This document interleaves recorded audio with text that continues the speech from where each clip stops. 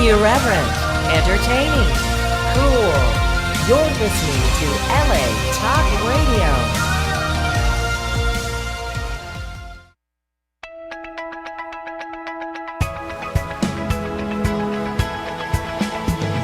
You're listening to Answers for the Family with Alan Cardoza, right here on LA Talk Radio.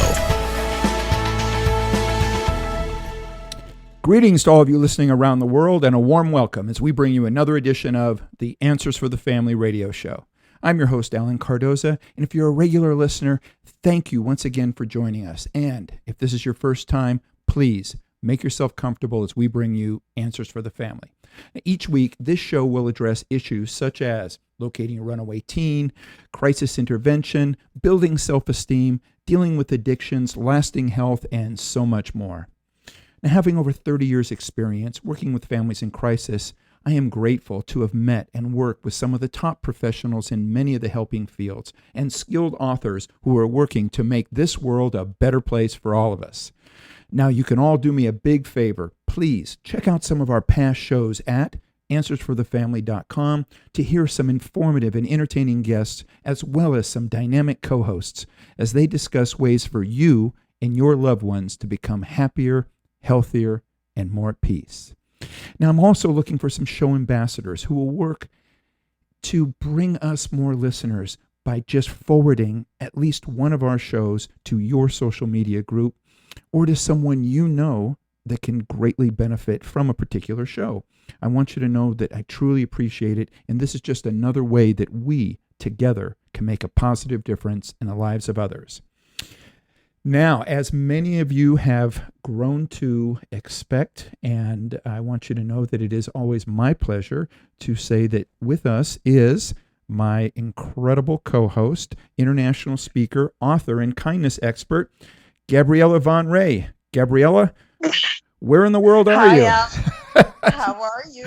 I'm good. So, while you're on your journey, where has it taken you today? Well, I am in the Palm Desert area because I will be here for the next 2 weeks because I am writing my 4th book. So I'm nice. basically off the road for these last week and these 2 coming weeks to work. To keep my nose to the ground. So do we get a little bit of a sneak peek on what the next book is going to be about? Yeah, the sneak peek is that the next book is on kindness. Ta-da! Because funny enough, I have never written a book on kindness. And so it is, the beginning is answering all the questions that people ask me on the road. And out of these questions, I actually fill in stories of my own life and the lives of others that I have met, that people can find different ways to be kind. So, for example, we'll talk at a certain point about kindness to self, and then there will be a story about how someone either taught that to me or I saw it in someone else, and the story will explain better what kindness to self would look like.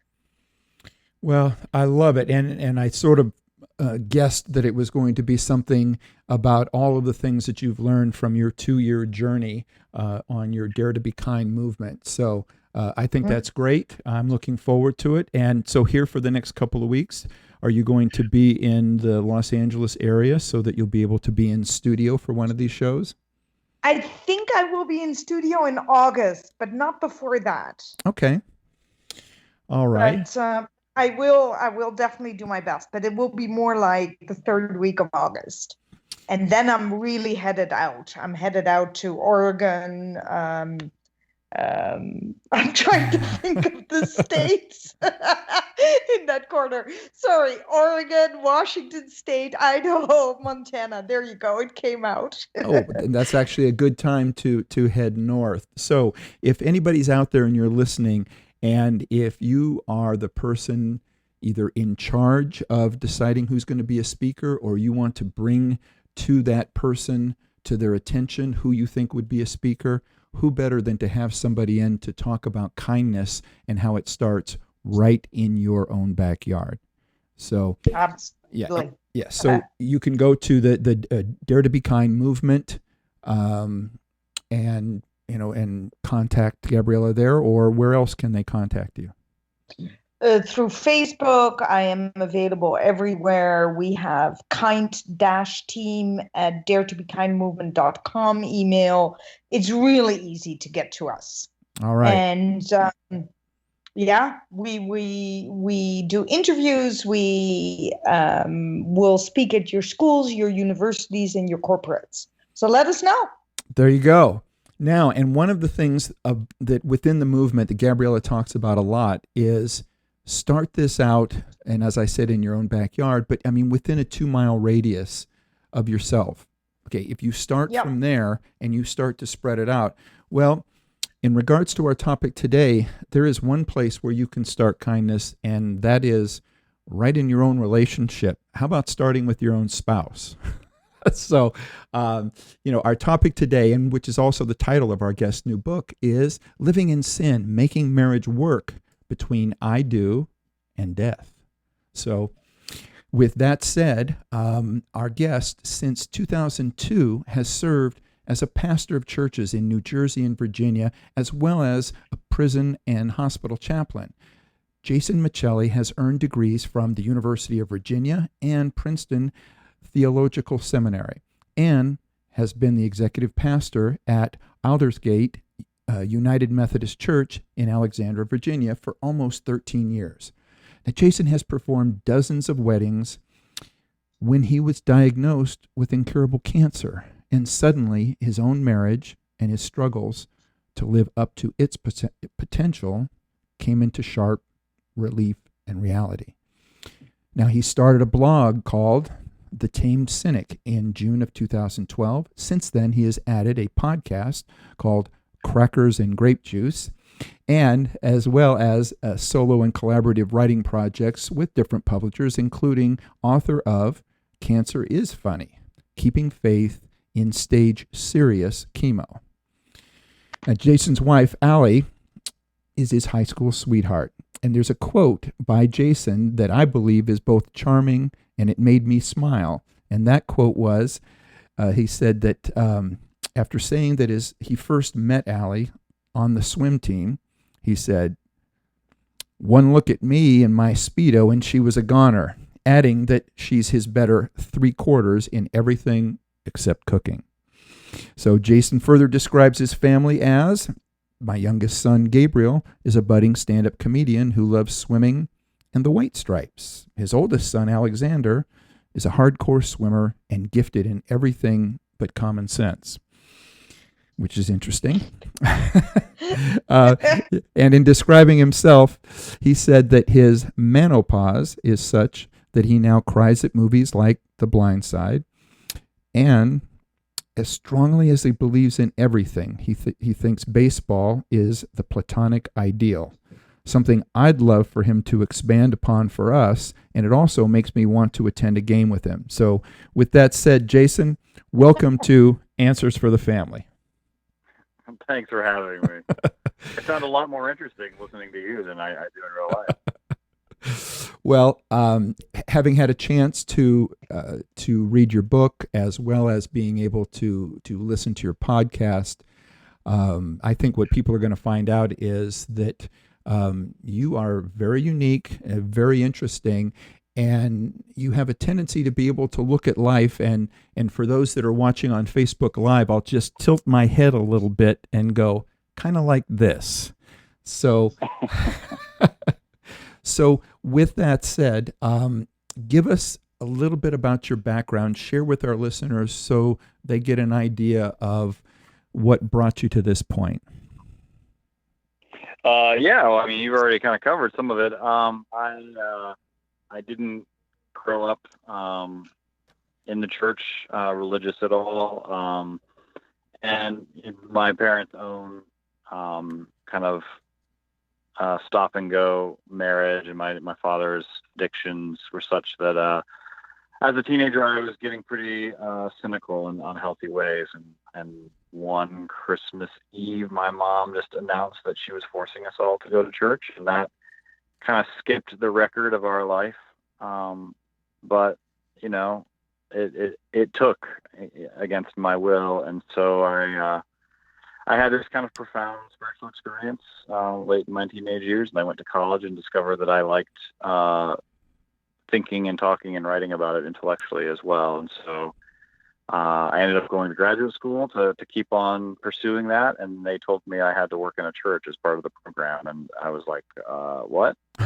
And but I did it, and I discovered that I liked it, and that people could tolerate me most Sundays, and so I ended up doing that. And I married my high school sweetheart. We met on the swim team in high school, and she's a lawyer here in DC, and we have 2 boys, and so that's who we are. A few years ago, I woke up from emergency abdominal surgery after about 6 months of really uncomfortable and excruciating pain. And I woke up from surgery being told that they had removed an 11 by 11 inch tumor out of my intestine, and that they were waiting for results, but I likely had one of 5 rare cancers.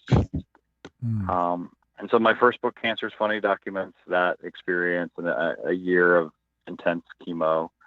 I have something called mantle cell. It's in my marrow. It won't ever go away, but I feel fine now, and I do maintenance chemo one day a month.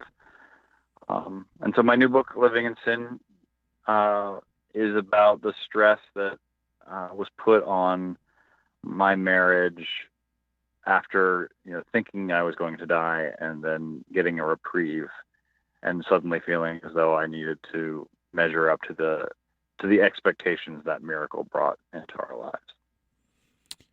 Now, I mentioned a little bit in regards to your wife. Share a little bit about her, and there's a lot of things that I'm sure that we go through when we're told that we have something that is incurable. How did she handle it, and how did she help you through the early stages of that? I would say that it's funny because I've done hundreds of weddings, and before I got sick, one of my tropes that I liked to beat with couples before they got married was that you never know who it is you're marrying until after you've married them. Mm-hmm. That is so. And largely, I think that's true. And I think it's true, too, because, marriage in a lot of ways is the process by which you discover the stranger that you call you. And so, of course, you don't know who it is you're marrying, because you don't even really know who you are until your spouse reveals that to you. And so I still believe that. But I think what I discovered when I got sick was that I did, in important ways, I did know who Allie was. We don't use the word constancy very much in talking about virtues, but she is a constant, humble person. And so I knew how she would react, and I knew that she was up for the challenge before us. I was, like the hardest thing I imagine it was having to tell our boys what was the matter with me, and I was unconscious when she did that. So I knew, I not to get too heavy, but I knew when I was marrying her that I was marrying someone who could help me die, potentially. Wow. That's interesting that you say that, if I may intervene here. What does that mean for the listener? I think I understand what you're saying there. Mm-hmm. You're saying that, if in my words, I would say you're saying that she was solid, that she's not someone that would run away from the task at hand. Am I correct there? Yeah, I think, in the wedding service itself, the last line of the vow is until we are parted by death. And I think sometimes we think of that in terms of like a timeline until the end. But I think what the wedding ritual is getting at is, sickness, health, death, that like all of these things are going to come, and you're marrying someone who will help steward you through those experiences. As a pastor, I have seen any number of married couples go through illness, unemployment, loss of a child, addiction, and there's certain crises that the stress is such that it splits the marriage up. But and sometimes, that happens. go Yeah, ahead, go ahead. and yeah, and so in Living in Sin, I tell the story of my uncle Jim, who got leukemia around the same age when I was about the same age as my boys are now, and I remember him going through the process of being strong and vigorous, and then looking like I did when I was sick, and I remember how his wife handled that by having an affair with their grief counselor. Um, and so and so I went through my experience of being ill, kind of with that in the back of my head. But I knew that Allie's character was such that I didn't have to worry about that. Okay.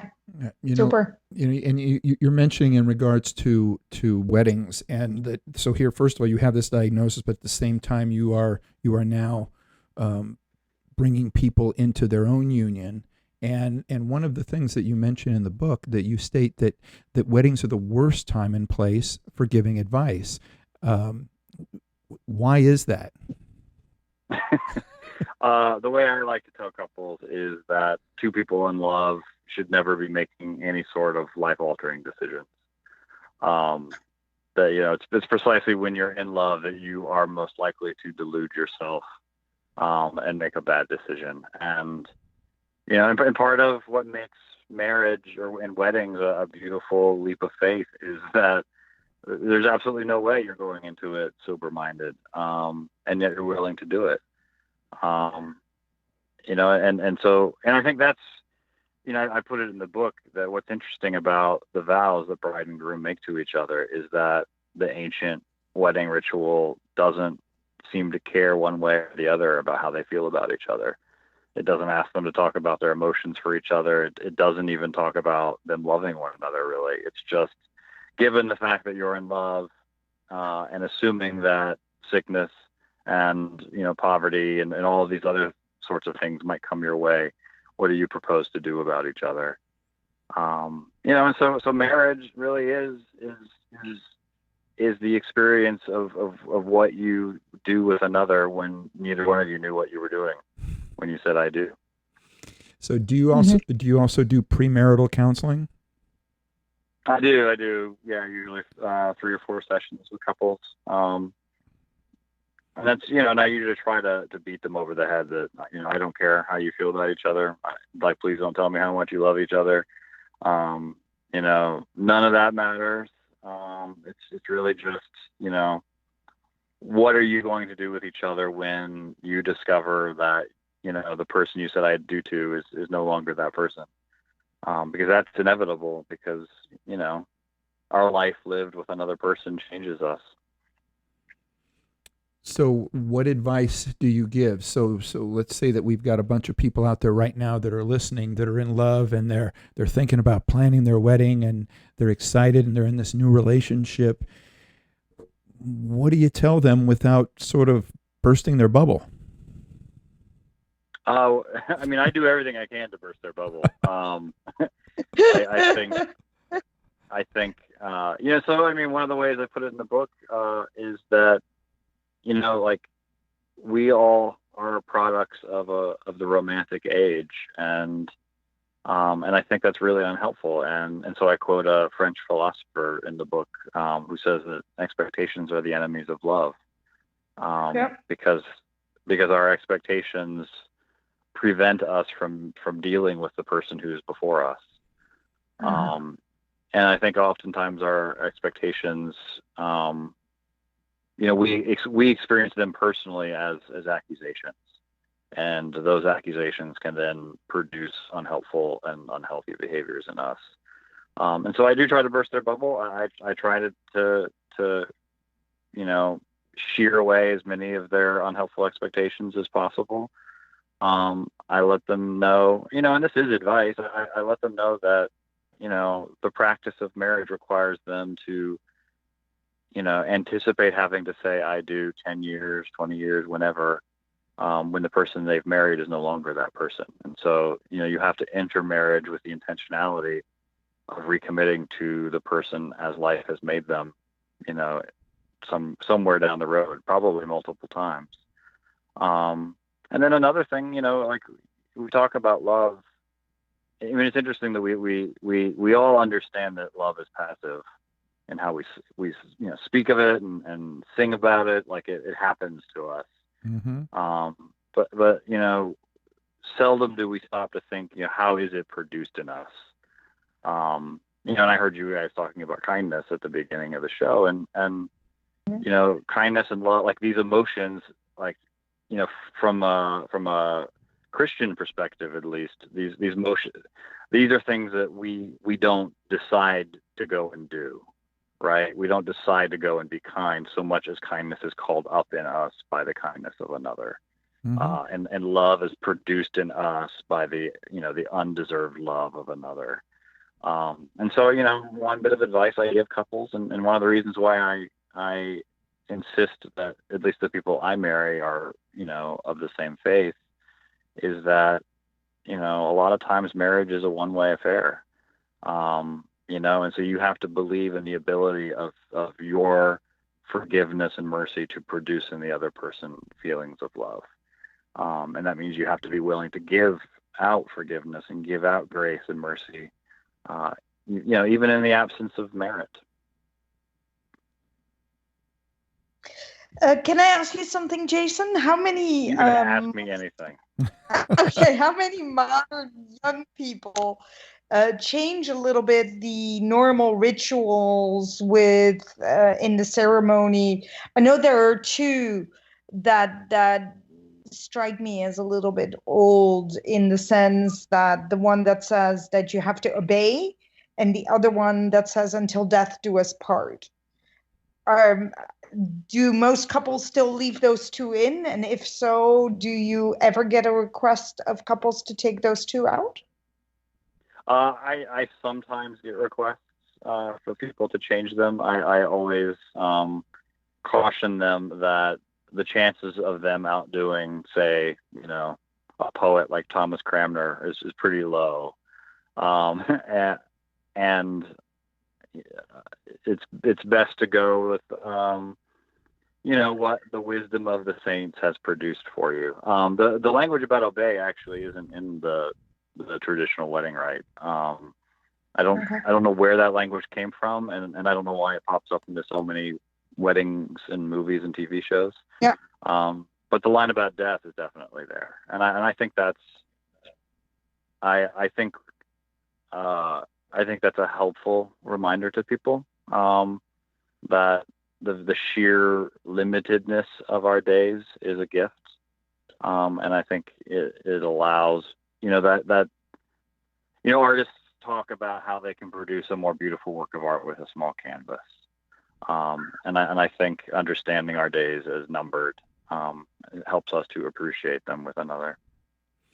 Now, one of the things that I have heard in many of the weddings now that I've been to is that last line of "as long as you both shall live" has been changed to "as long as you both shall love." What's your thoughts on that? Yeah, I have heard that too.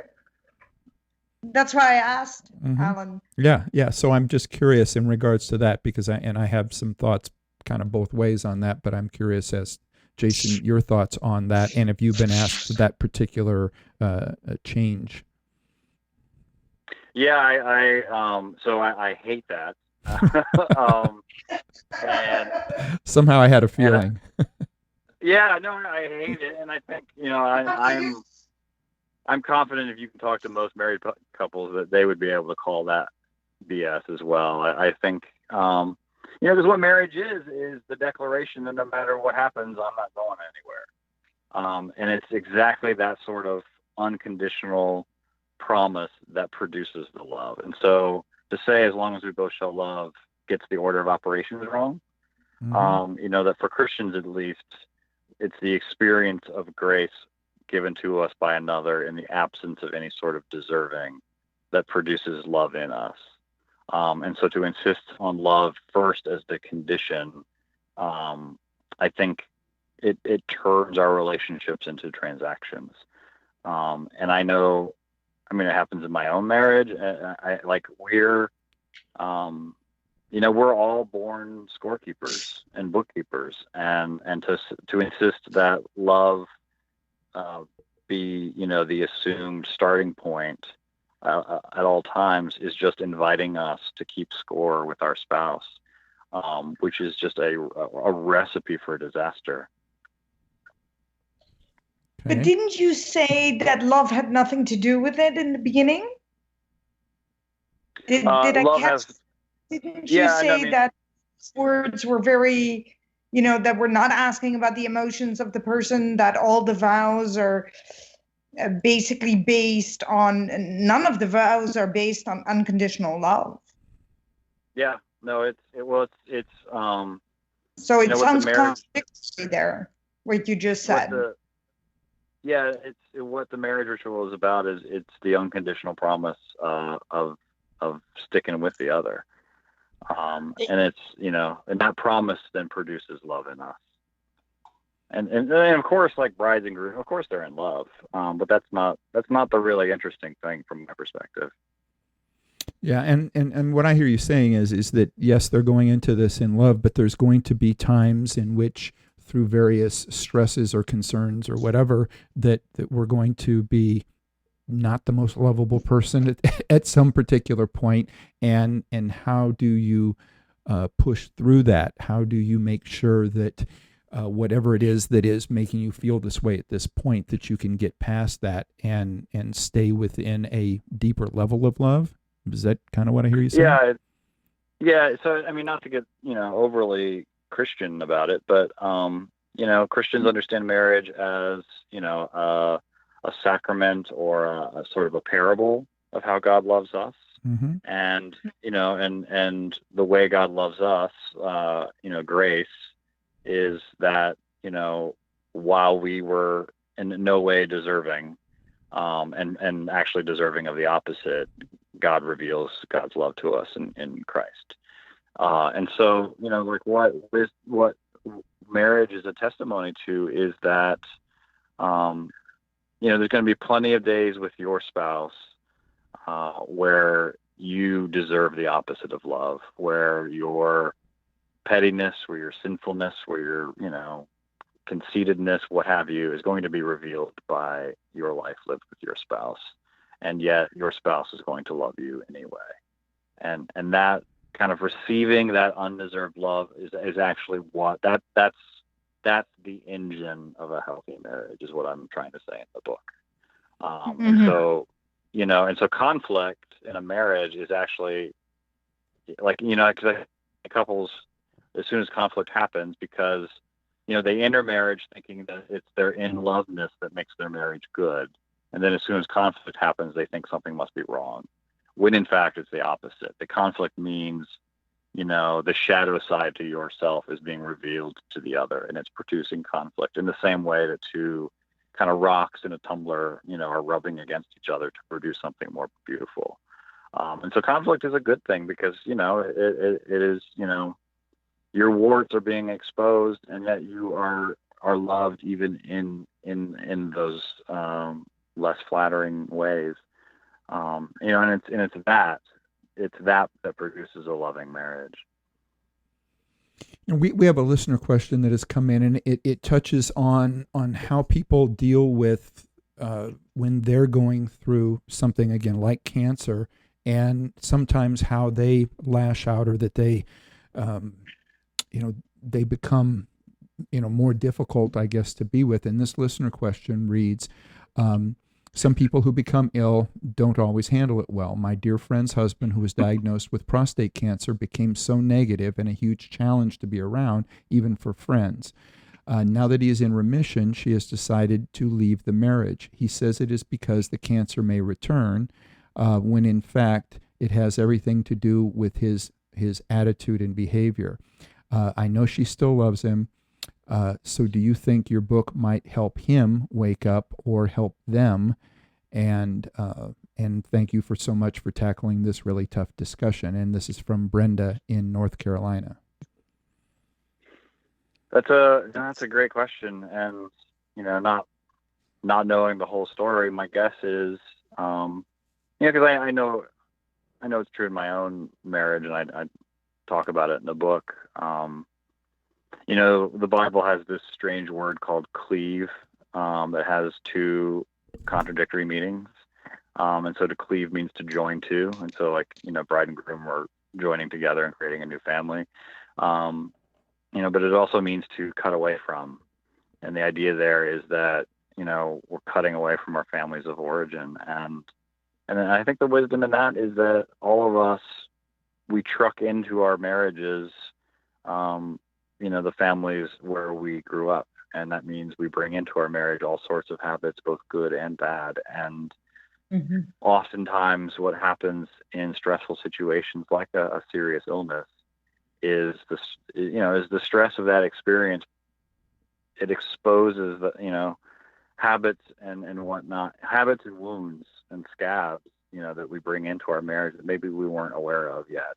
And so my guess is, in Brenda's situation there is that experience of illness exacerbated and exposed, fault lines that were already present in the marriage. And the reality is oftentimes, once those get exposed, it's beyond repair. And so I think one thing my book would do as far as help is encourage people to be as honest and open and authentic about their true selves and the true state of their marriage, wherever they're at in that moment. Because I think it has to start there. Jason, you have a quote that I've heard you speak as well as in the book, where it says, "Dodging death may not come as a disappointment, but it can reveal the many ways you are a disappointment." Now, what I'd like to do is I'd like to take a break, but when we come back, can you tell us a little bit about what it is you mean by that? Sure. All right. So for everybody out there, you're listening to Answers for the Family. We will be right back. Founded over 30 years ago to meet the needs of families in crisis, West Shield has continually focused on resolving issues that negatively impact families and businesses. Our signature therapeutic transportation service helps to ensure that adolescents in crisis are safely transported to specialized schools, programs, and treatment centers with unsurpassed experience and success. We are supported by our full-service licensed investigation agency that has legally, professionally, and compassionately located hundreds of runaways and teens. We are experienced and qualified to help, offering solutions which may include referrals to our international network of top professionals in the fields of educational consulting, psychology, psychiatry, and investigations. Simply put, West Shield Adolescent Services and West Shield Investigations are the best solutions when your family is facing a personal crisis. Call 1-800-899-8585, 24 hours a day, 7 days a week. That's 1-800-899-8585, or visit our website at westshield.com. Thank you. You're listening to Answers for the Family. Our guest is Jason Michelli, and we are talking about making marriage work between I do and death. And with us also is my wonderful guest co-host, Gabriella Von Ray.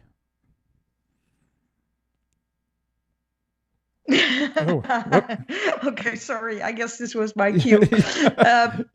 You asked the question of Jason before the commercial, which I really love too, Jason. Dodging death may not come as a disappointment, but it can reveal the many ways you are a disappointment.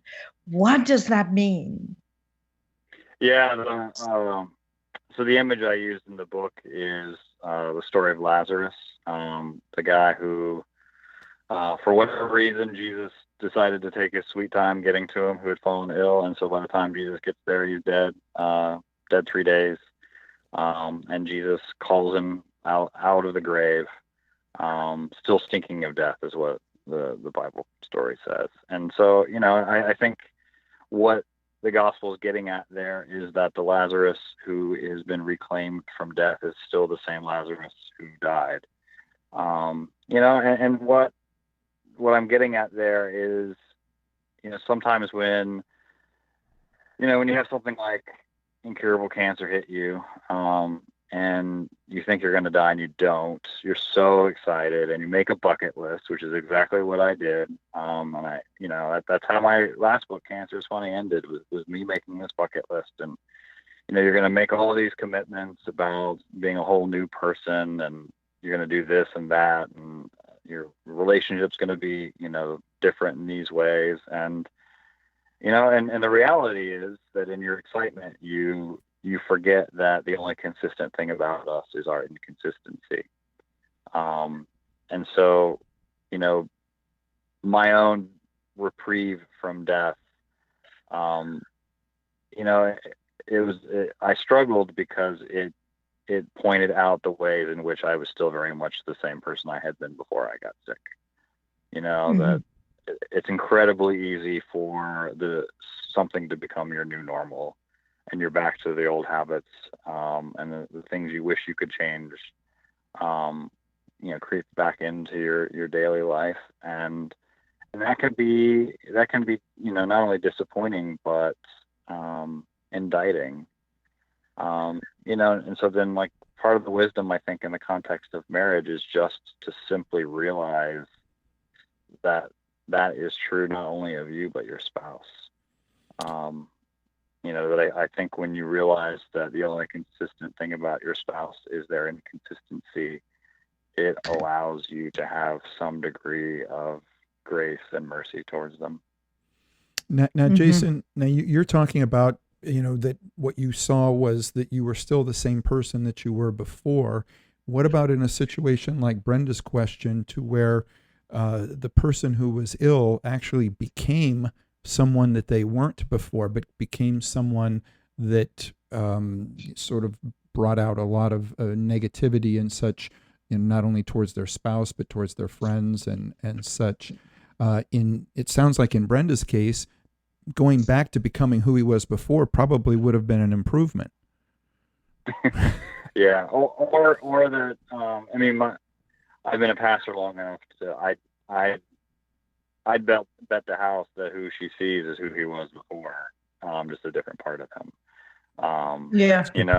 And that's advice I give couples and married couples all the time, is that, in the book I use the Old Testament story of Jacob, who, falls in love with Rachel, and after much, to do, marries her, and they have a wedding party, and the next morning he wakes up and he realizes he's gone to bed with Leah instead, her sister.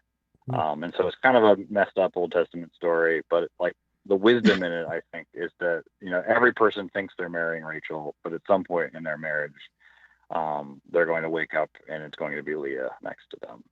And, the truth of that is that every Jacob marries both Rachel and Leah. You just don't get to see them until some point further down the line. And so it's when you say I do, you're saying I do to this whole constellation of people that make up this one person. And part of the the scary, beautiful act of faith that is marriage is offering up these different selves that you have that maybe you're not even aware of. It's the willingness to have those be made vulnerable. And that can produce a really healthy, beautiful marriage. But it can also, in times of stress, produce, the opposite. I would like to ask you why escaping death for times makes the I do more difficult. I think you alluded to it already with the answers that we've received, but I'd like to dig into that one a little bit more, Jason. Yeah, it's, the way I use, when I say living in sin, what I have in mind is, so Martin Luther and St. Paul, the way they understand sin primarily is in terms of expectations accusing us, so if you think of like the commandments in scripture, they function primarily to accuse us for what we're not doing.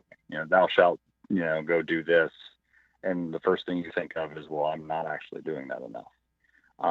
And so, and so like our relationships, I think, are the main arena where we feel, a certain burden of expectations bearing down on us, either expectations that we have from our family of origin or from the culture or from, romantic comedies and bridal magazines and, our friends' relationships and all of that. And so, in my own case, I thought I needed to have, I placed on myself this expectation that my marriage should merit the miracle we've been given.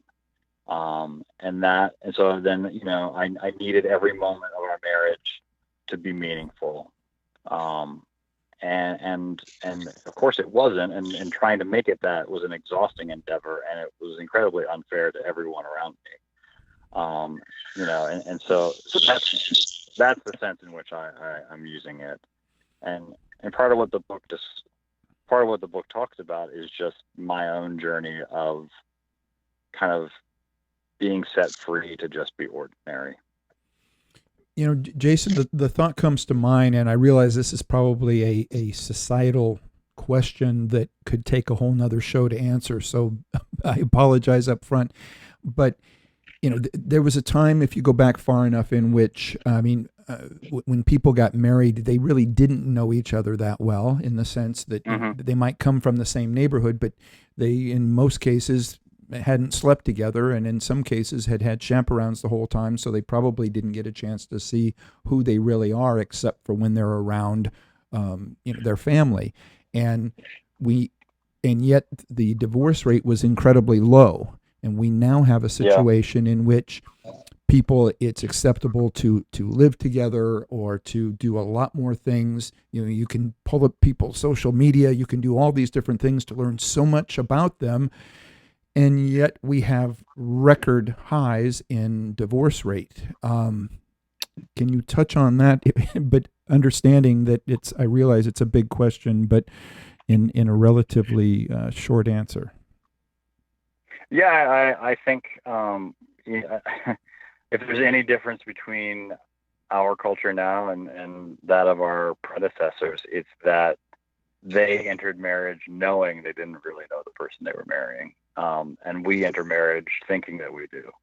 And so because most of the couples I marry, they're already living together. That's not anything new. And so I just because you're having sex with someone doesn't really mean that you know them. And as a consequence, you don't really know yourself either.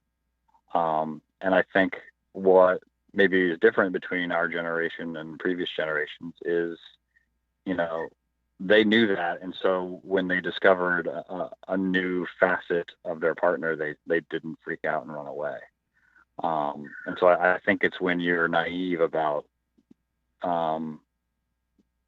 knowing yourself and knowing the other person, that when you discover some part of them that was a mystery to you, it can be threatening. And so I think that's the main difference. And I think, I quote this psychologist at UVA in the book, Timothy Wilson, who wrote a book called Strangers to Ourselves. And he talks about, extensively how almost all of us were only conscious of about 13% of the decisions we make. We like to think of ourselves as having this free will and we're actively making all the decisions in our lives, but the reality is we're a mystery to ourselves. In fact, not just to our spouse. So Gabriella? Yeah, I'm thinking about it. I think for the younger ones that I meet, I would say we think we're dispensable. We think a little bit like the human beings are commodities. I see younger people exchange boyfriends like, wow, like there's no tomorrow. Even with my generation, what a difference already. And I just also think it's because we're too interested in the outside of the person than the inside of the person. We are very, very, we talk to them very little. That when someone is in love, they spend the whole night awake, sitting in a car talking. How often do you hear that? And that's the most they've talked to each other for the rest of their lives.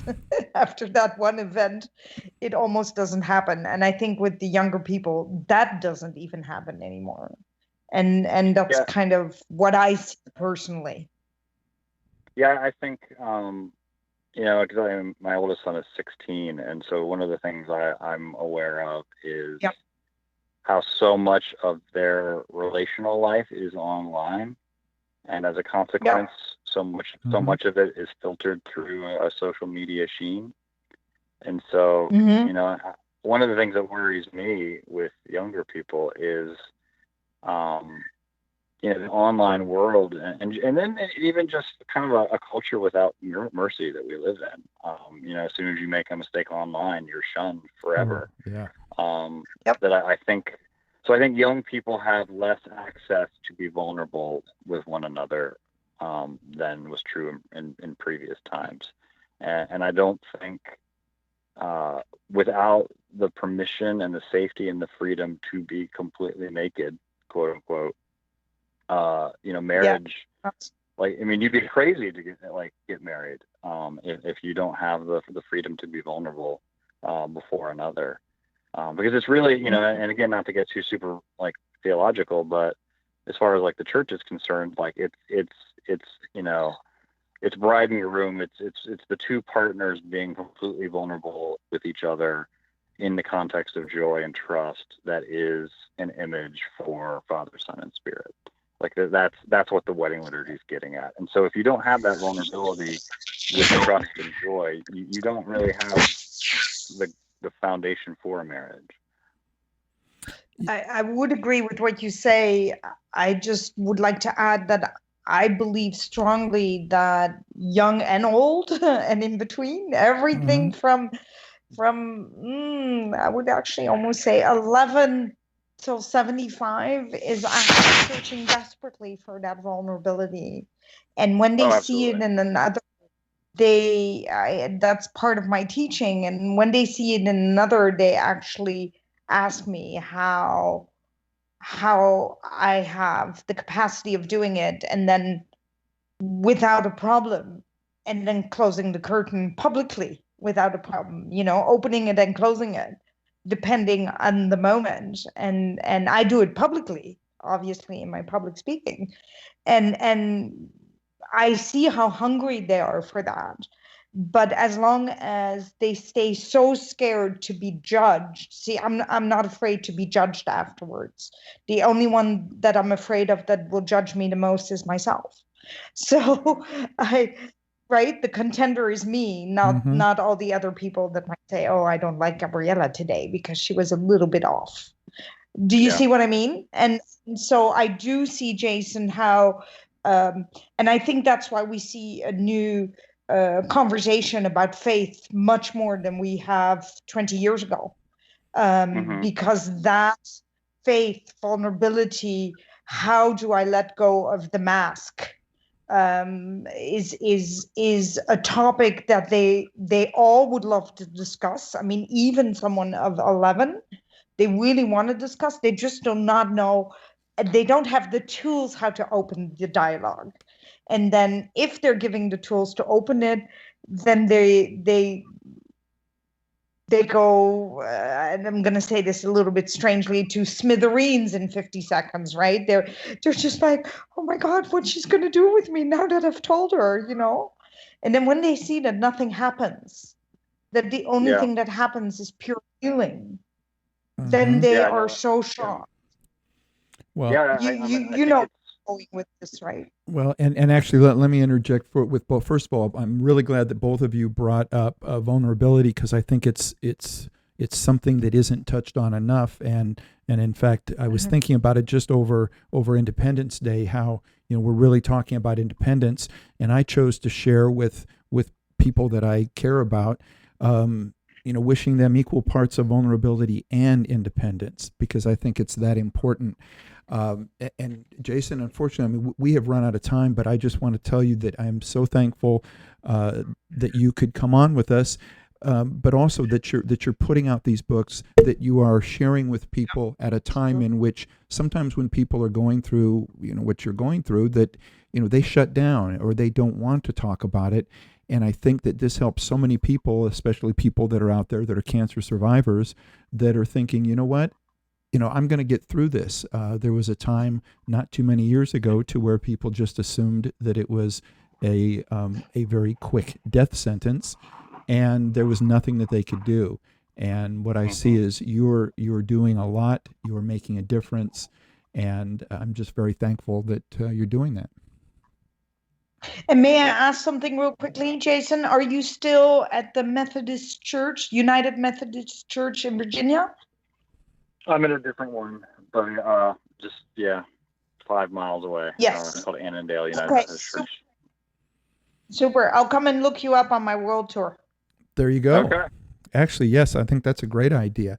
And so for those that want to get the book, is it at all normal book places, or is there somewhere in particular that's best for them to be able to get the book for those that want to follow up? Oh, they can get it everywhere. Amazon, Barnes & Noble, that sort of thing. It's linked on my website, which is tamedcynic.org. They can find it there. All right. And now and again, for those of you that are driving, if you can't, you're not going to be able to write that down, the tamedcynic.org. We will also make sure we have that on our Answers for the Family page. So again, thank you to both of you for coming on. Gabriella, we will talk to you again next week. Absolutely. Thank you, Jason. Keep up the good work. All right. And for everybody out there, please be sure to put us on your calendar and tune in next Monday when we will be joined by Aram Singh to discuss Your Heart, My Hands, an immigrant's remarkable journey to become one of America's just the absolute best cardiac surgeons. And it is actually quite a remarkable story as I am now reading it. So, and if you get the chance, please visit our archives of past interviews at answersforthefamily.com, or you can subscribe through iTunes, Stitcher, YouTube, and Spreaker, which would really be great. If you can do that, it also gives you an opportunity to be able to make comments, to help critique what it is we're doing, and let us know if we're doing well. So for everybody out there, please be good human beings and be with us again next week on Answers for the Family.